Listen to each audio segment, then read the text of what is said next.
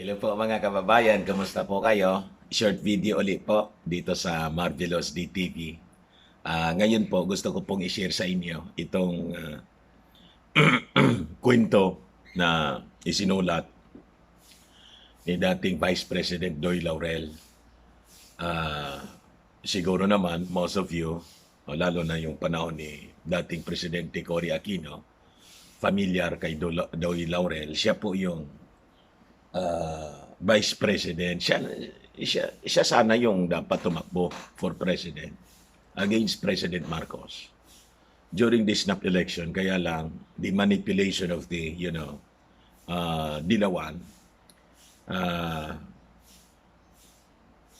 yun, nangyari po na instead of Doy Laurel,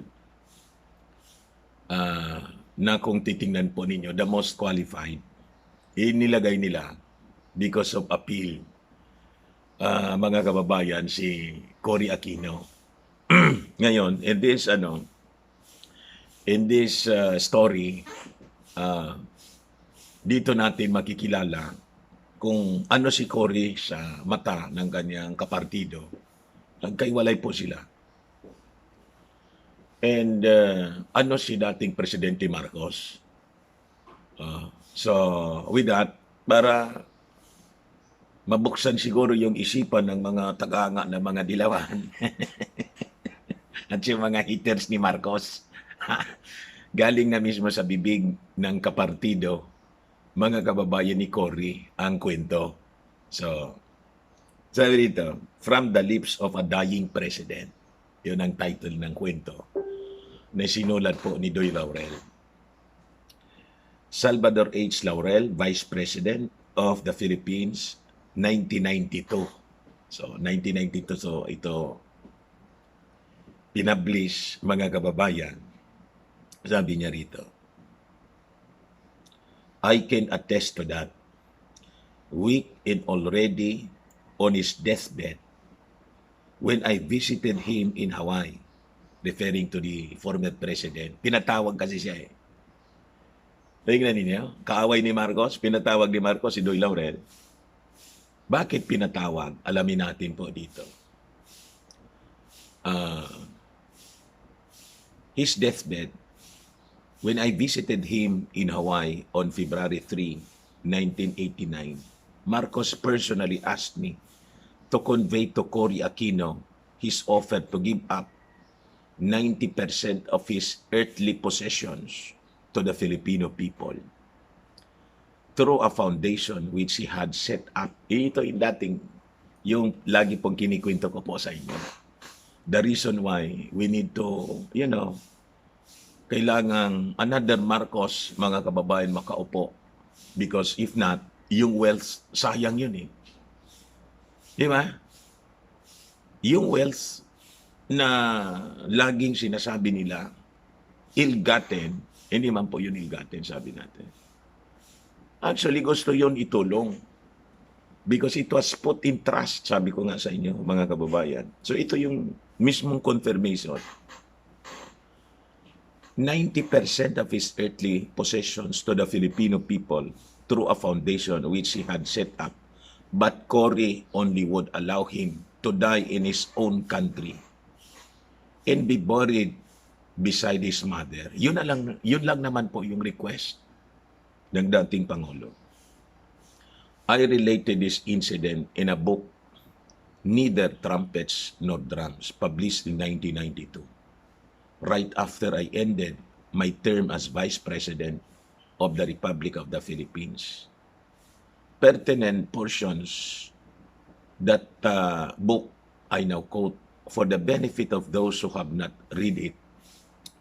One of the most unforgettable trips I took as Vice President was my visit to Honolulu on February 3 and 4, 1989. Paglalahad po ni Doy Laurel.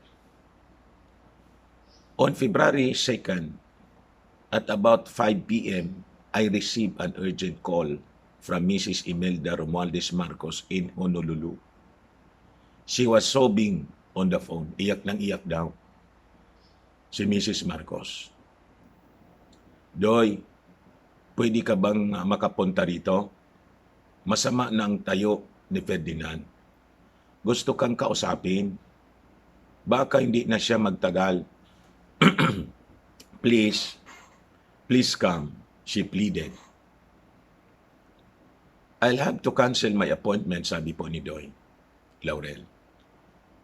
Maybe I can go in few days, I asked. She interrupted me. Baka hindi mo na siya abutin, sabi po daw ni Mrs. Marcos. Please come as soon as possible. I thought about it. The cases filed against the Marcoses had been pending for 3 years, yet nothing had happened. And the nation remained fragmented. Perhaps if I tried the Lincolnian approach with malice toward none, with charity for all, we might be able to settle the issue and unite the nation. Naisip po ni Doy Laurel. Then I remembered Imelda's plea. Gusto kang kausapin. Maybe there is a chance, maybe he is ready to settle. Yun ang nasa isip niya po. She first briefed me about President Marcos' condition, that he was very weak. The doctors who were attending to him told me he had a less than 50% chance of surviving. Seryoso na po daw yun. Kalagayan ni dating President Marcos sa Honolulu, Hawaii. That he might not even last 3 months. Then they took me to the intensive care unit. I could not recognize Ferdinand Marcos. Ibig sabihin, lumarga siya from the Philippines, lumipad siya papuntang Hawaii, and finally nakipagkita kay dating Presidente Ferdinand Marcos. Hindi na niya ma-recognize na maayos. The Marcos I knew was athletic, active, and articulate. The man I saw was skin and bones. Siyempre, ay sakit eh. About 85 pounds. Imelda announced cheerfully, Andy, referring to Doy Laurel. Salvador kasi, ang kanya nickname, Andy, tawag sa kanya. Tawag sa kanya ni Imelda. Pero, baka kasi na-confuse kayo. Ang tawag sa kanya, popularly known as Doy Laurel. Salvador kasi yung pangalan niya. Andy, narito na ang Batanggenyo. Mali. Referring to Hindi Andy. Si Andy, si Ferdinand. Mali yung si Andy pala yung tawag ni Mrs. Marcos sa kanyang asawa. Andy, narito na ang Batanggenyo. Narito na si Doy. His eyes opened. He recognized me.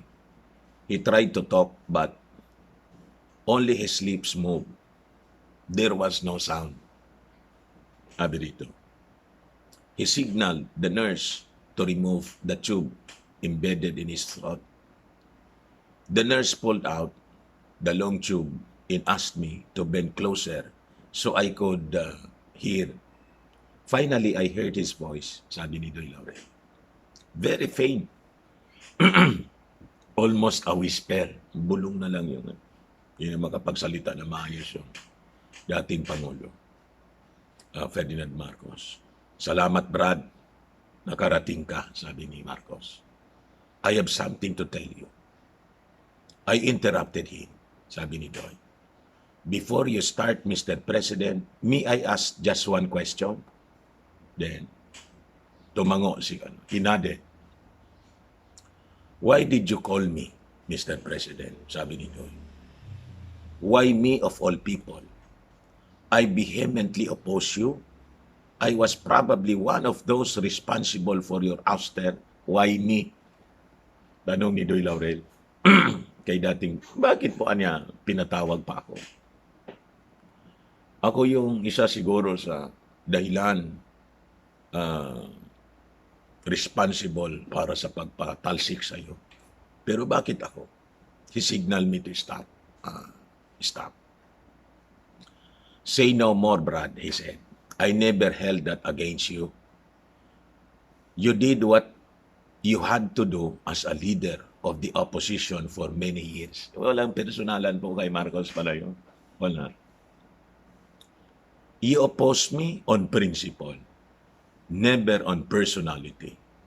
You were against martial law, but you were noble about it, unlike some people. Galing talaga ng dating Presidente Marcos. Ano po? Besides, I cannot forget your father. I owe him my life. Not once, but thrice. Let me talk now. I have very little time, sabi po ni President Marcos. Please tell Mrs. Aquino to stop sending me her relatives. They are proposing and asking so many things. All I want is to die in my country. I will run over 90% of all my worldly possessions to our conversations to our people. I asked only 10% for my family. Ina niya. Ito yung deal mismo galing sa bibig ng dating Pangulo. Tingnan ninyo, ano nangyari? Alam na ninyo. In fact, until today, yun ang deal ni Mrs. Marcos. Kinausap ng ating Pangulo, patapos na po. Run, Inday, run.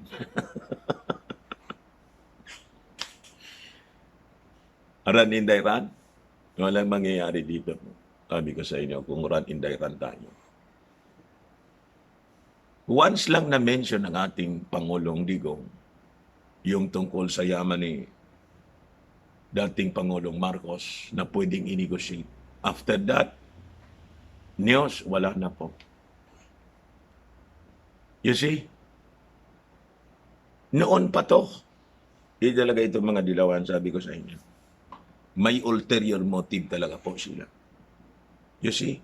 Ang gusto sa naman po ng pamilya Marcos, 10%. Para mabuhay naman po sila, di ba? Nang maayos. 90% give up na niya. Give up na nila. Just let me die in my own country. I want to be buried beside my mother. His breathing had become more labored. The nurse stopped our conversation. He has to rest. He has to rest now, she said. Before leaving, I told him, Mr. President, I don't now know if Mrs. Aquino will listen to me, but I will try. Pati yung kapartido po, Vice President ng Pilipinas, kapartido ni Mrs. Aquino, nagdududa. May conflict na kasi sila eh. Kasi si Mrs. Aquino noon napapalibutan ng mga vested interests, yung kamag-anak incorporated. Remember? Yung because of that call kay Mrs. Aquino ng dating yung broadcaster po, si Louis Beltran. And because of the issue doon sa yung nagtago sa ilalim. Kinaso, libel. Si Louis Beltran. You see? Freedom of expression, freedom of the press. Wala po sa kanilang freedom of expression. So, I'll try niya, sabi ni Doy Laurel. Pero hindi ko niya alam kung makikinig siya sa akin. I hurried back to Manila to transmit Marcos' message to President Aquino. I asked for an appointment but Cory would not see me.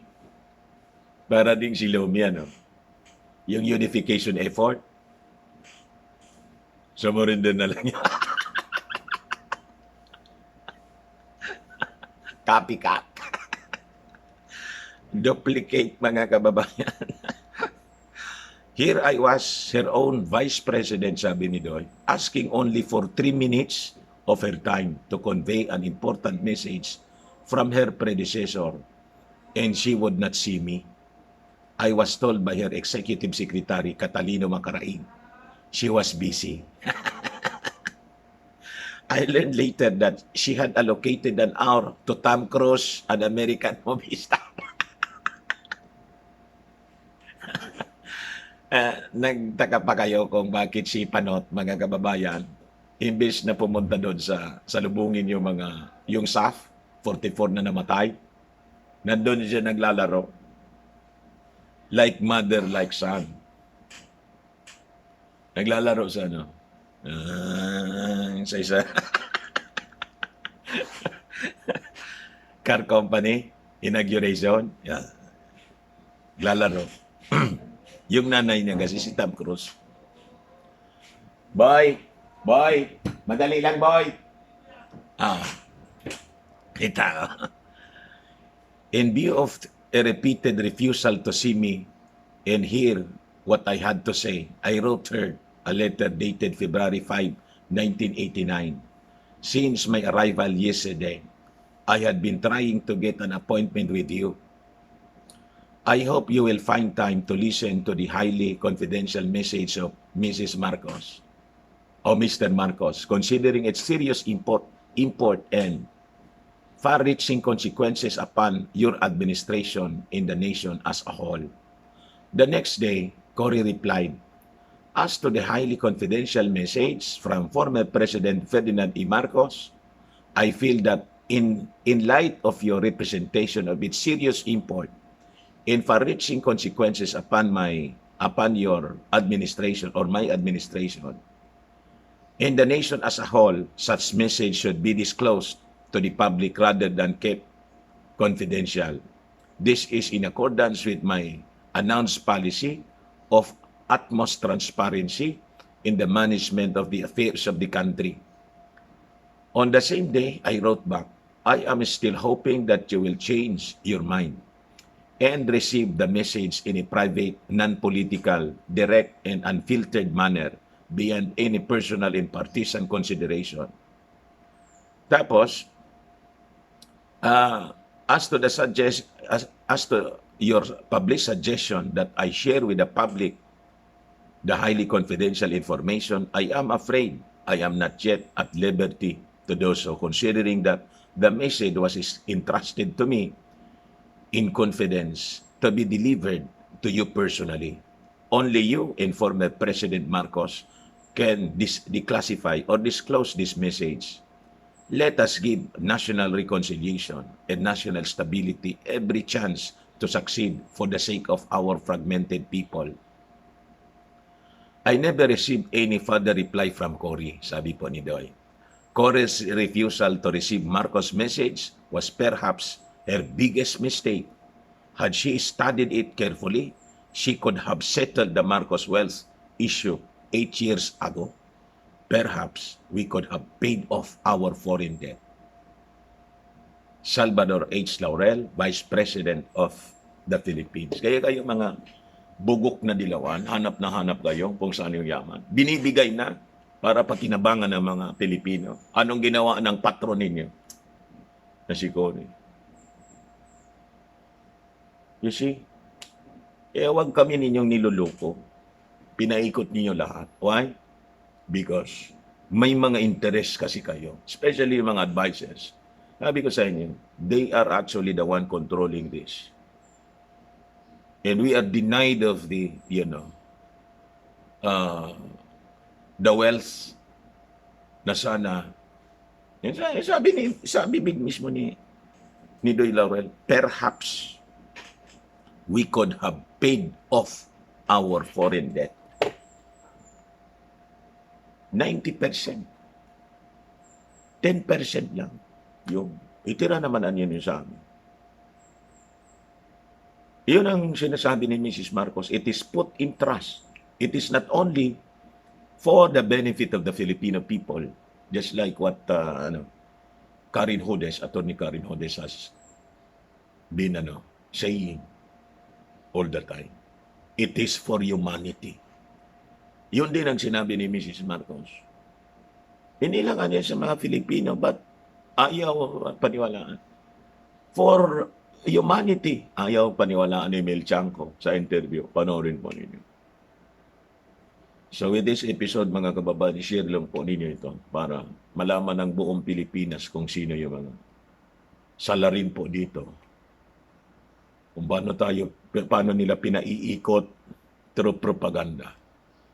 They continue on, attacking the Marcoses, especially BBM as he is running for president.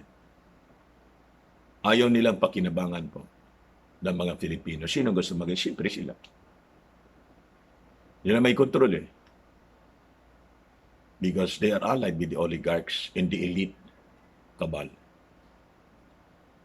That's it mga kababayan. Maraming salamat po. Short video lang po tayo. Ako naman po ninyo ng ating